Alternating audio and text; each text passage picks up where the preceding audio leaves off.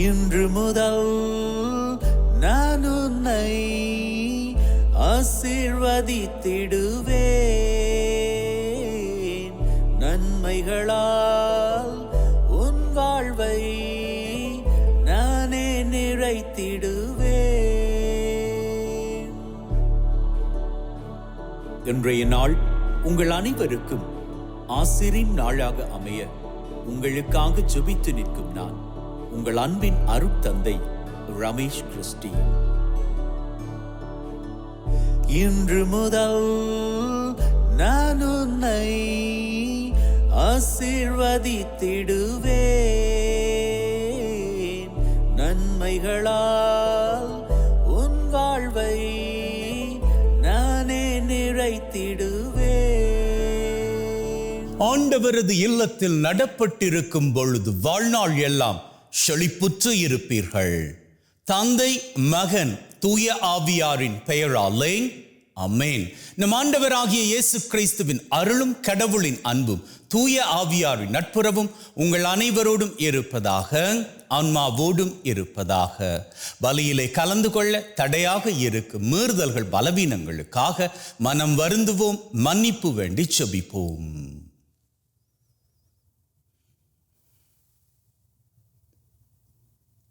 ஆண்டவரே இரக்கமாயிரும், ஆண்டவரே இரக்கமாயிரும். கிறிஸ்துவே இரக்கமாயிரும், கிறிஸ்துவே இரக்கமாயிரும். ஆண்டவரே இரக்கமாயிரும், ஆண்டவரே இரக்கமாயிரும். எல்லாம் வல்ல இறைவன் நம் மீது இரக்கம் வைத்து நம்முடைய மீறுதல்கள் பலவீனங்களில் நமக்கு விடுதலை தருவாராக. ஆமென். ஜெபிப்போமாக. அன்பே ஊற்றாகிய தகப்பனே, ஒரு புதிய நாளிலே எங்கள் ஒவ்வொருவரையும் தட்டி எழுப்பி வாழுவதற்கான ஒரு வாய்ப்பை கொடுத்திருக்கிறீரே, உமக்கு நன்றிகளை ஏறெடுக்கின்றோம்.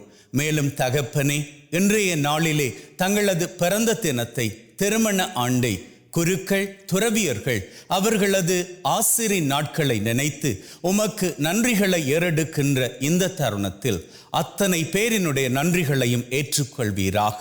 எங்கள் ஒவ்வொருவரையும் உம்முடைய செட்டையின் மறைவில் வைத்து பத்திரப்படுத்தி பாதுகாத்து பராமரித்து வழிநடத்தி காத்தருள வேண்டும் என்று உம்மோடு தூயாவியாரின் ஒன்றிப்பில் இறைவனாய் என்றென்றும் வாழ்ந்து ஆட்சி செய்கின்ற அவர் வழியாக உம்மை மன்றாடுகின்றோம். ஆமென். திருத்தூதர் பவுல் கொரிந்தியருக்கு எழுதிய திருமுகத்திலிருந்து வாசகம். சகோதர சகோதரிகளே, திருமுழுக்கு கொடுப்பதற்கு அல்ல, நற்செய்தியை அறிவிக்கவே கிறிஸ்து என்னை அனுப்பினார். மனித ஞானத்தின் அடிப்படையிலான சொற்களில் நற்செய்தியை அறிவித்தல் ஆகாது. அவ்வாறு அறிவித்தால் கிறிஸ்துவின் சிலுவை பொருளற்று போய்விடும். சிலுவை பற்றிய செய்தி அழிந்து போகிறவர்களுக்கு மடமையே, ஆனால் மீட்பு பெறும் நமக்கோ அது கடவுளின் வல்லமை. ஏனெனில் ஞானிகளின் ஞானத்தை அழிப்பேன், அறிஞர்களின் அறிவை வறுமையாக்குவேன் என்று மறைநூலில் எழுதியுள்ளது. இவ்வுலகை சார்ந்த ஞானி எங்கே? அறிவாளி எங்கே? வாதிடுவோர் எங்கே? இவ்வுலக ஞானம் மடமை என கடவுள் காட்டிவிட்டார் அல்லவா? கடவுளுடைய ஞானத்தால் அவரை அறிந்து கொள்ள முடியும். ஆனால் உலகினர் தம் ஞானத்தால் கடவுளை அறிந்து கொள்வதில்லை. எனவே மடமை என்று கருதப்பட்ட நற்செய்தியை பறைசாற்றியதன் வழியாக நம்பிக்கை கொண்டோரை மீட்க கடவுள் திருவுளம் கொண்டார். யூதர்கள் அரும் அடையாளங்கள் வேண்டும் என்று கேட்கிறார்கள். கிரேக்கர் ஞானத்தை நாடுகிறார்கள். ஆனால் நாங்கள் சிலுவையில் அறையப்பட்ட கிறிஸ்துவை பற்றி பறைசாற்றுகிறோம். அச்சிலுவை யூதருக்கு தடைக்கல்லாகவும் பிற இனத்தாருக்கு மடமையாகவும் இருக்கிறது.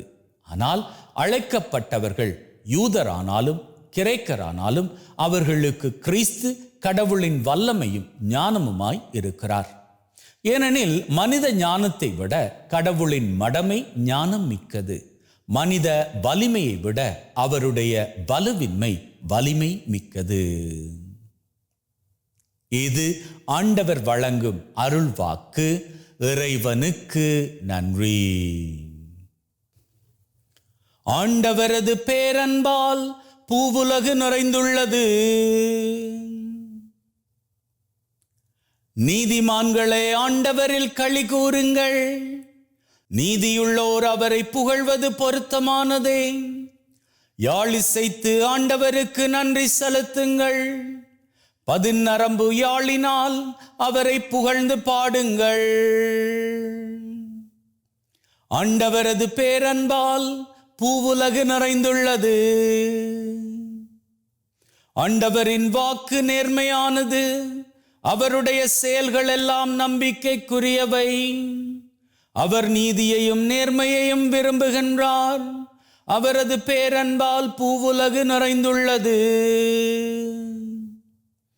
ஆண்டவரது பேரன்பால் பூவுலகு நிறைந்துள்ளது. வேற்றினத்தாரின் திட்டங்களை ஆண்டவர் முறியடிக்கின்றார். மக்களினத்தாரின் எண்ணங்களை குலைத்து விடுகின்றார். ஆண்டவரின் எண்ணங்களோ என்றென்றும் நிலைத்திருக்கும். அவரது உள்ளத்தின் திட்டங்கள் தலைமுறை தலைமுறையாய் நீடித்திருக்கும். ஆண்டவரது பேரன்பால் பூவுலகு நிறைந்துள்ளது. அல்லேலூயா, அல்லேலூயா. மானிட மகன் முன்னிலையில் நிற்க வல்லவராவதற்கு எப்பொழுதும் வெளிப்பாயிருந்து மன்றாடுங்கள். அல்லேலூயா. ஆண்டவர் உங்களோடு இருப்பாராக, ஆன்மாவோடும் இருப்பாராக. மத்தேயு எழுதிய நற்செய்தியிலிருந்து வாசகம். ஆண்டவரே, மாட்சி உமக்கே. அக்காலத்தில் இயேசு தம் சீடருக்கு உவமையாக கூறியது. விண்ணரசு எவ்வாறு இருக்கும் என்பதை பின்வரும் நிகழ்ச்சி வாயிலாக விளக்கலாம். மணமகனை எதிர்கொள்ள கன்னி தோழியர் 10 பேர் தம் விளக்குகளை எடுத்துக்கொண்டு புறப்பட்டு சென்றார்கள். அவர்களுள் 5 பேர் அறிவிலிகள், 5 பேர் முன்மதி உடையவர்கள். அறிவிலிகள் 5 தங்கள் விளக்குகளை எடுத்துச் சென்றார்கள்.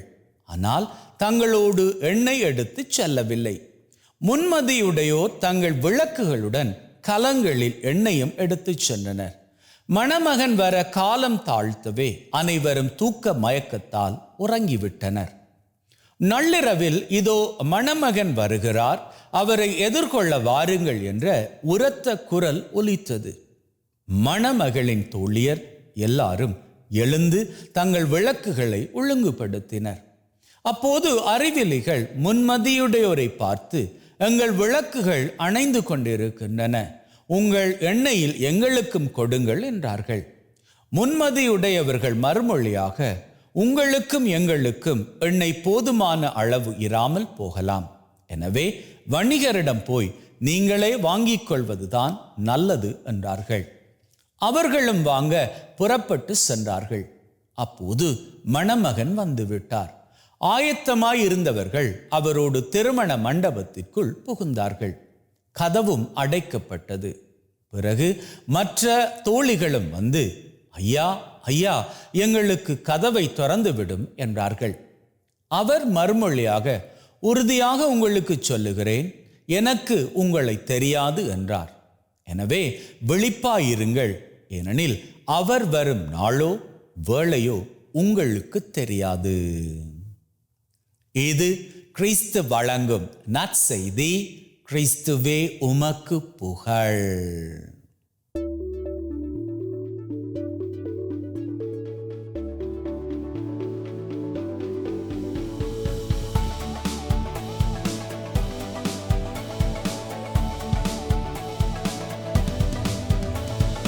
அன்பின் உள்ளங்களே, இந்த 10 கன்னியரினுடைய கதை இருக்கு இல்லையா, அதை நாம பார்க்கிற பொழுது ஆண்டவர் ஏதோ சொல்லி கொடுக்கக்கூடிய படிப்பினை கொஞ்சம் சுயநலம் உள்ளதாக இருக்குமோ அப்படின்னு எண்ண தோன்றுகிறது இல்லையா.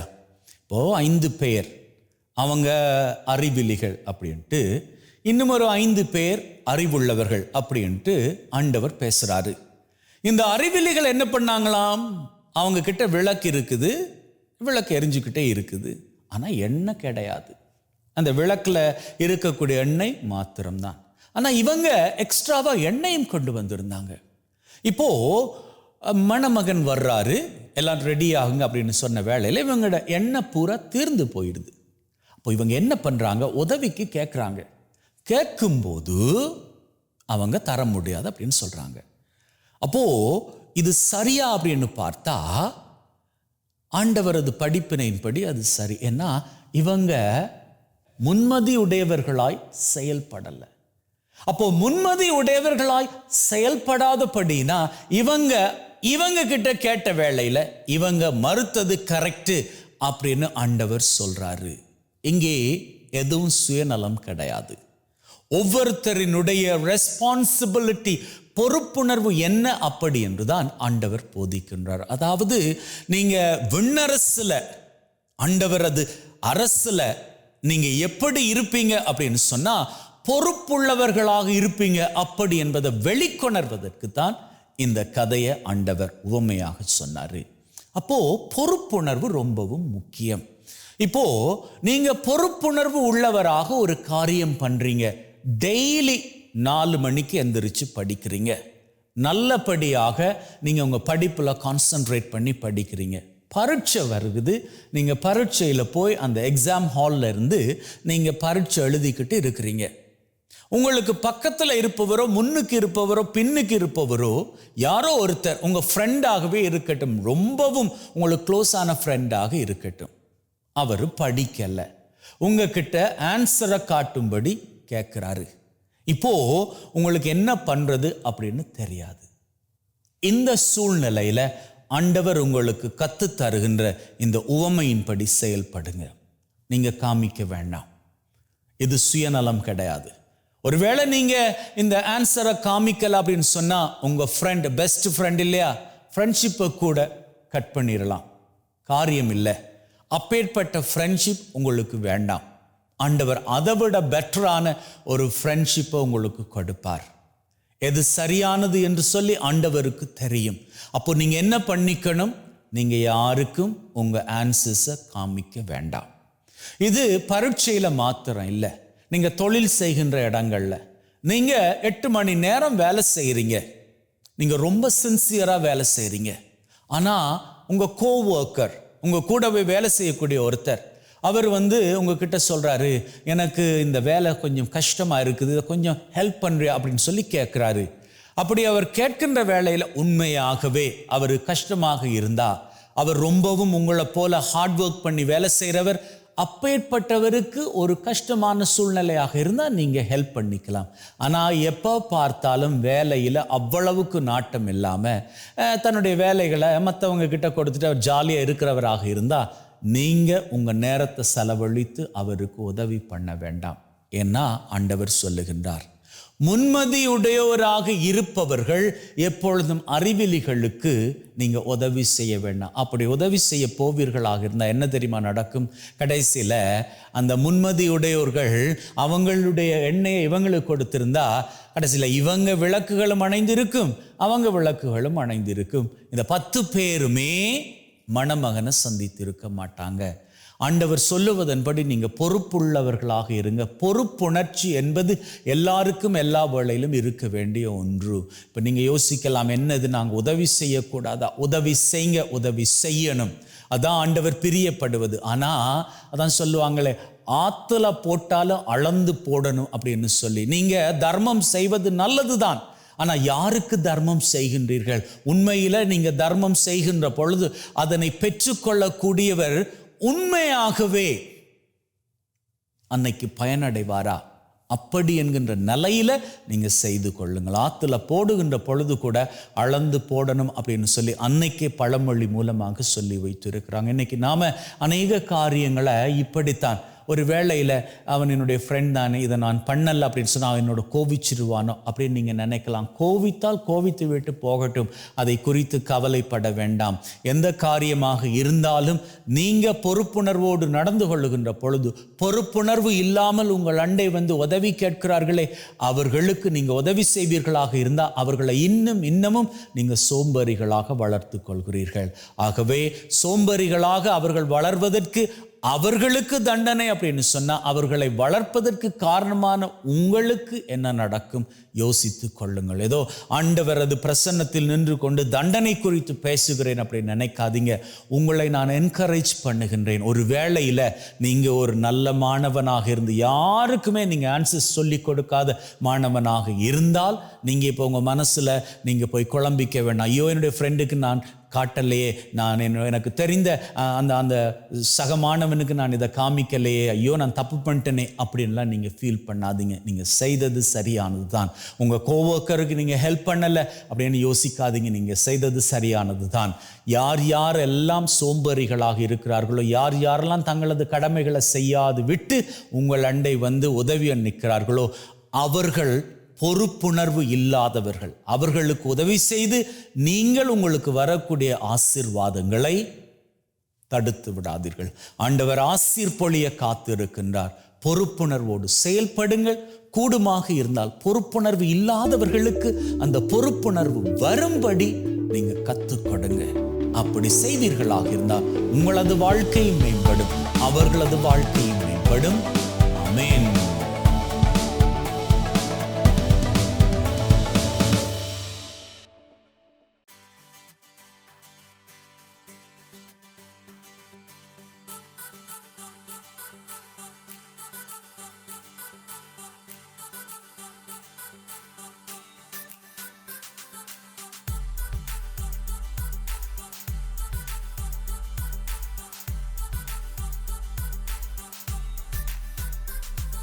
ஆண்டவரே, அனைத்துலகின் நிறைவா உம்மை போற்றுகின்றோம். ஏனெனில் உமது அருட்பெருக்கிலிருந்து இந்த அப்பத்தை பெற்றுக்கொண்டோம். நிலத்தின் விளைவும் மனிதொழைப்பின் பயனுமாகிய இந்த அப்பத்தை உமக்கு ஒப்புக் கொடுக்கின்றோம். வாழ்வழிக்கும் அப்பமாக மாறும். இறைவன் என்றென்றும் வாழ்த்து பெறுவாராக. ஆண்டவரே, அனைத்துலகின் நிறைவா உம்மை போற்றுகின்றோம். ஏனெனில் உமது அருட்பெருக்கிலிருந்து இந்த ரசத்தை பெற்றுக்கொண்டோம். நிலத்தின் விளைவும் திராட்சை கொடியின் பயனுமாகிய இந்த ரசத்தை உமக்கு ஒப்புக் கொடுக்கின்றோம். வாழ்வழிக்கும் பானமாக மாறும். இறைவன் என்றென்றும் வாழ்த்து பெறுவாராக.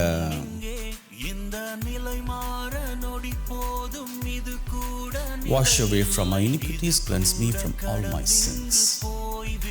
சகோதர சகோதரிகளே, பிள்ளைகளே, என்னுடையதும் உங்களுடையதுமான இந்த பலி நம் தந்தையாகிய இறைவனுக்கு ஏற்றதாகும்படி மன்றாடுங்கள். நம் ஆண்டவர் தன்னுடைய திருப்பெயரின் புகழ்ச்சிக்காகவும் மாட்சிக்காகவும் திரு அவையின் நன்மைக்காகவும் கையிலிருந்து இந்த பலியை ஏற்றுக்கொள்வாராக. மீட்பு கூற்றாகிய தகப்பனை இறைவா, ஒப்பு கொடுக்கின்ற பலி வழியாக எங்கள் வாழ்வின் மீது நிறைய ஆசிரை பொழிந்தருள வேண்டும் என்று எங்கள் ஆண்டவராகிய கிறிஸ்து வழியாக உம்மை மன்றாடுகின்றோம். ஆமேன். ஆண்டவர் உங்களோடு இருப்பாராக, ஆன்மாவோடும் இருப்பாராக. இதயங்களை மேலே எழுப்புங்கள். ஆண்டவரை நோக்கி எழுப்பியுள்ளோம். நம் இறைவனாகிய ஆண்டவருக்கு நன்றி கூறுவோம். அதுவே தகுதியும் நீதியுமானது. தூயவரான தந்தையே, என்றும் வாழும் எல்லாம் வல்ல இறைவா, என்னாலும் அவ்விடத்திலும் நாங்கள் உமக்கு நன்றி பலி செலுத்துவது மெய்யாகவே தகுதியும் நீதியுமாகும். எங்கள் கடமையும் மீட்புக்குரிய செயலுமாகும். உம்முடைய வார்த்தையானவர் வழியாக அனைத்தையும் படைத்தீர். அவரை மீட்பராக இடைற்றுபவராக எங்களுக்கு அனுப்பினீர். அவர் தூய ஆவியால் கன்னிமரியிடம் இருந்து உடலெடுத்து மனிதனானார். சாவை வென்று உயிர்ப்புண்ணென விளங்க செய்தார். ஆகவே வானதூதர் புனிதர் அனைவரோடு நாங்களும் சேர்ந்து உம்முடைய மாட்சியை புகழ்ந்து ஒரே குரலாய் சொல்லுவதாவது: தூயவர் தூயவர் தூயவர், வான் படைகளின் கடவுளாம் ஆண்டவர். விண்ணகமும் மண்ணகமும் உமது மாட்சியால் நிறைந்துள்ளன. உன்னதங்களிலே ஓசன்னா. ஆண்டவர் பெயரால் வருகிறவர் ஆசி பெற்றவர். உன்னதங்களிலே ஓசன்னா. ஆண்டவரே, நீர் மெய்யாகவே தூயவர், தூய்மை அனைத்திற்கும் ஊற்று. ஆகவே உம்முடைய ஆவியை பொழிந்து காணிக்கைகளை தூய்மைப்படுத்த தாழ்மையுடன் வேண்டுகின்றோம். இவ்வாறு எங்கள் ஆண்டவர் இயேசு கிறிஸ்துவின் உடலும் இரத்தமுமாக எங்களுக்கு இவை மாறுவனவாக. அவர் பாடுபட உளம் கனிந்து தம்மை கையளித்த போது அப்பத்தை எடுத்து நன்றி செலுத்தி அதை பிட்டு தாம் சீடருக்கு கொடுத்து அவர் சொன்னதாவது: எல்லாரும் இதிலிருந்து பெற்று உண்ணுங்கள், ஏனெனில் இது உங்களுக்காக கையளிக்கப்படும் என் உடல்.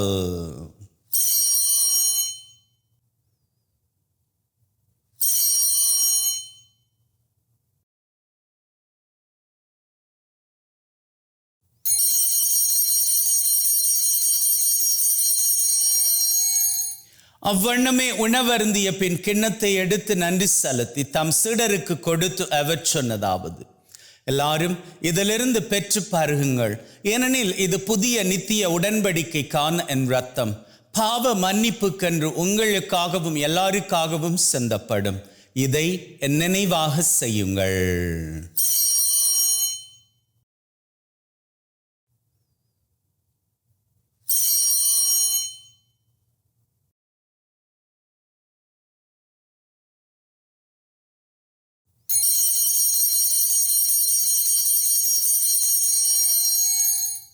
நம்பிக்கையின் மறைபொருள். ஆண்டவரே, நீர் வரும் வரை உமது இறப்பை அறிக்கை செய்கின்றோம், உமது உயிர்ப்பையும் எடுத்துரைக்கின்றோம். ஆகவே ஆண்டவரே, நாங்கள் கிறிஸ்துவின் இறப்பை உயிர்ப்பை நினைவு கூர்ந்து வாழ்வு தரும் அப்பத்தை மீட்பளிக்கும் கிண்ணத்தை உமக்கு ஒப்புக் கொடுக்கின்றோம். திருமண் நின்று உமக்கு ஊழியம் புரிய தகுந்தவர்கள் என எங்களை ஏற்றுக்கொண்டீர். எனவே உமக்கு நன்றி செலுத்துகின்றோம். மேலும் கிறிஸ்துவின் உடலிலும் இரத்தத்திலும் பங்கு கொள்ளும் எங்களை தூய ஆவி ஒன்று சேர்க்க வேண்டுமென தாழ்மையுடன் வேண்டுகிறோம். ஆண்டவரே, உலகெங்கும் பரவி இருக்கும் உம்முடைய திரு அவை, எங்கள் திரு தந்தை லியோ, எங்கள் ஆயர் தாமஸ், உம்முடைய குருக்கள், துறவியர்கள், பொதுநிலையினர், எங்கள் அனைவரையும் பரம அன்பின் உறுதி பெற செய்தருளும். உயிர்த்தளம் எதிர்நோக்குடன் நடந்து போன எங்கள் சகோதர சகோதரிகளை, இறந்தோர் அனைவரை ஒளிர்மிக்கவும் திருமுன் ஏற்றுக்கொள்ளும். எங்கள் அனைவர் மீதும் இரக்கமாயிரும். கடவுளின் கன்னித்தாயான மாட்சிமிக்க மரியா, அவருடைய கணவரான புனித யோசேப், இவ்வுலகில் உமக்கு உகந்தவர்களாயிருந்த புனிதராகிய அனைவருடன் நிலை வாழ்வில் தோழமை கொண்டு திருமகன் கிறிஸ்து வழியாக உம்மை புகழ்ந்தேற்றும் வரம் அருள உம்மை மன்றாடுகின்றோம். உள்ளங்களே, தெய்வீக பிரசன்னம் இங்கே. ஆண்டவருடைய பிரசன்னத்தில் நமக்கு தேவையான அத்தனை காரியங்களையும் வேண்டி நிற்போம். அந்த வகையில் முதலில் இன்றைய நாளுக்கான தேவை.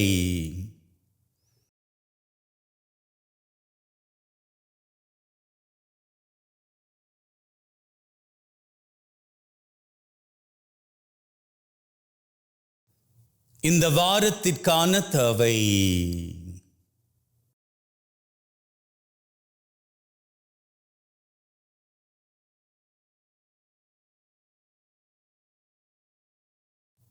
இந்த மாதத்திற்கான தேவை.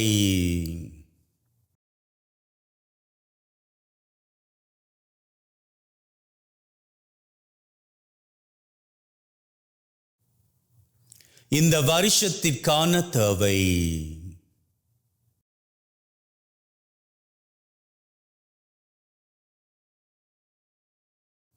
உள்ளத்தின் ஆழத்தில் இருக்கக்கூடிய 3 விசேட தேவைகள்.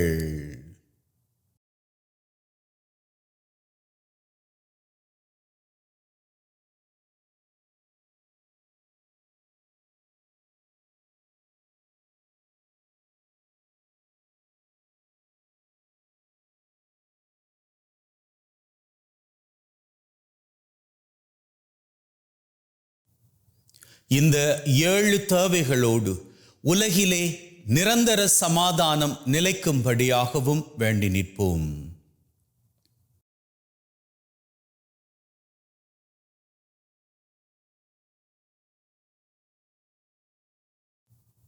நம்முடைய தேவைகளை நாம் கேட்ட மாத்திரத்திலேயே தெய்வம் நமக்கு நிறைவேற்றி கொடுத்து விட்டார் என்கின்ற உள்ளத்து வைராக்கியத்துடன் அவர் புகழை வணக்கமாக ஏறெடுப்போம்.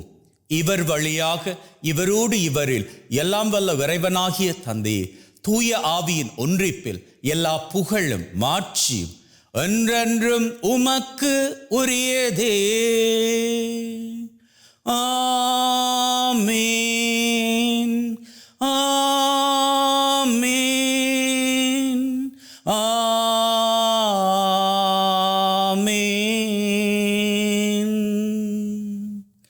மீட்பரின் கட்டளையால் கற்பிக்கப்பட்டு தேவ படிப்பினையில் பயிற்சி பெற்று நாம் நம்பிக்கையோடு சொல்லுவோம். விண்ணுலகில் இருக்கிற எங்கள் தந்தையே, உமது பெயர் தூயது என போற்றப் பெறுக. உமது ஆட்சி வருக. உமது திருவுளம் விண்ணுலகில் நிறைவேறுவது போல மண்ணுலகிலும் நிறைவேறுவதாக. எங்கள் அன்றாட உணவை இன்று எங்களுக்கு அளித்தருளும். எங்களுக்கு எதிராக தீமை செய்வோரை நாங்கள் மன்னிப்பது போல எங்கள் பாவங்களை பொறுத்தருளும். எங்களை சோதனைக்குட்படுத்தாதையும் தீமையிலிருந்து எங்களை விடுவித்தருளும். ஆண்டவரே, தீமை அனைத்திலும் இருந்து எங்களை விடுவித்து எங்கள் வாழ்நாளில் அமைதியை கனிவுடன் அருள உம்மை வேண்டுகின்றோம். உம்முடைய இரக்கத்தின் உதவியால் நாங்கள் பாவத்திலிருந்து எப்பொழுதும் விடுதலை பெற்று யாதொரு கலக்கமும் இன்றி நலமாயிருப்போமாக. நாங்கள் எதிர்நோக்கி இருக்கும் பேரின்பத்திற்காகவும் மீட்பராகிய இயேசு கிறிஸ்துவின் வருகைக்காகவும் காத்திருக்கின்றோம். ஏனெனில் ஆட்சியும் வல்லமையும் மாட்சியும் என்றென்றும் உமக்குரியதே. ஆண்டவரே இயேசு கிறிஸ்துவே, அமைதியை உங்களுக்கு விட்டு செல்கிறேன், என் அமைதியை உங்களுக்கு தருகிறேன் என்றும் திருத்தூதர்களுக்கு சொன்னீரே. எங்கள் மீறுதல்கள் பலவீனங்களை பார்க்காமல் உம்முடைய திரு அவை நம்பிக்கை கண்ணோக்கி அதற்கு அமைதியும் ஒற்றுமையும் தந்தரள திருவிழம் கொள்வீராக. என்றென்றும் வாழ்ந்து ஆட்சி செய்கின்றவர் நீரே. ஆமென். ஆண்டவருடைய அமைதி உங்கள் அனைவரோடும் என்றும் இருப்பதாக, ஆன்மாவோடும் இருப்பதாக. ஒருவர் ஒருவருக்கு கிறிஸ்துவின் அமைதியை பகிர்ந்து கொள்வோம்.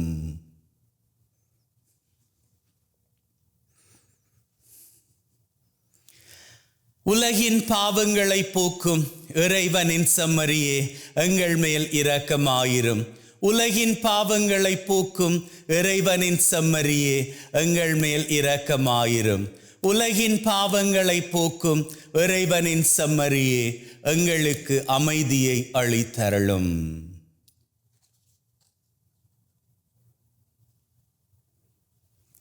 இதோ நம் ஆண்டவராகிய இயேசு கிறிஸ்து நம் ஒவ்வொருவரையும் ஒற்றுமையோடும் மகிழ்வோடும் அன்புறவோடும் வாழும்படி அழைத்து நிற்கும் தெய்வம். அழைக்க பெற்ற நாங்கள் பேறு பெற்றோர். ஆண்டவரே, தேவரீர் என் உள்ளத்தில் எழுந்தருள நான் தகுதியற்றவன், ஆனால் ஒரு வார்த்தை மட்டும் சொல்லி அருளும், என் ஆன்மா நலமடையும்.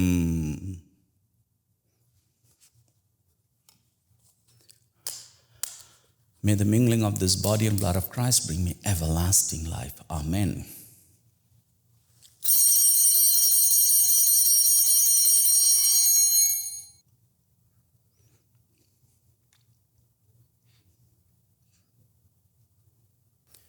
இயேசுவே, உம்மை என் இருதயத்தில் பெற்றதற்காக நன்றி.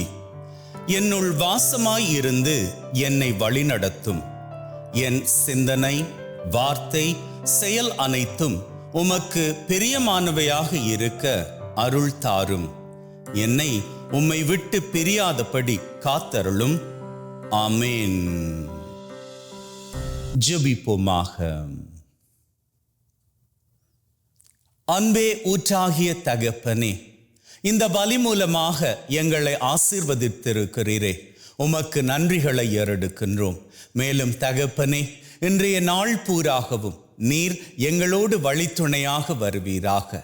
நாங்கள் கையிட்டு செய்கின்ற அத்தனை காரியங்களிலும் எங்களுக்கு ஆசீரும் நன்மையும் கிருபையும் பெருக நீர்தாமே உதவி செய்ய வேண்டும் என்று எங்கள் ஆண்டவராகிய கிறிஸ்து வழியாக உம்மை மன்றாடுகின்றோம். ஆமென். ஆண்டவர் உங்களோடு இருப்பாராக, ஆன்மாவோடும் இருப்பாராக. எல்லாம் வல்ல இறைவன் தந்தை, மகன், தூய ஆவி உங்கள் அனைவரையும் ஆசீர்வதிப்பாராக. ஆமென். சென்று வாழுங்கள். திருபலி நிறைவேறிற்று. இறைவனுக்கு நன்றி. அன்பின் உள்ளங்களே, ஆண்டவர் பிரியப்படுவதன்படி எந்நாளும் மகிழ்ந்திருப்போம். May God bless you and see you all tomorrow. புயல் காற்றில் சாயாத புல் வாழ்க்கை எங்கும் இல்லை, அதற்காக அது தோல்வி என்றிங்கு சொல்வதுமில்லை. புரியாத மனதுக்கு நிலவோடு இருப்பது கரையே, புரிந்தாலே வானுக்கு அது கூட அழகின் அழகே. இரு துண்டாக உடைந்தாலும் கண்ணாடி தான் காட்டும் பிம்பத்தின் மாற்றங்கள் கிடையாதே. அது போல் உன்னை யார் இங்கு உடைத்தாலும் உன் தேவன் உருவாக்க உன் பக்கம் மறவாதே. உன் காயங்களாரும் நாட்கள் இனி தூரங்கள் இல்லை மனமே. தலை போனாலும் கூட புட்கள் தன் நம்பிக்கை கொண்டு தளிக்கும். இந்த நிலை மாற நொடி போதும், இது கூட நிலை இல்லை, இது கூட கடந்திங்கு போய்விடும். இந்த உலகத்தில் மாறாத ஒன்றென்றால் அது கூட மாற்றம்தான், அதை மட்டும் மறவாதே. இந்த நிலை மாற நொடி போதும், இது கூட நிலை இல்லை, இது கூட கடந்திங்கு போய்விடும். இந்த உலகத்தில் மாறாத ஒன்றென்றால் அது கூட மாற்றம்தான், அதை மட்டும் மறவா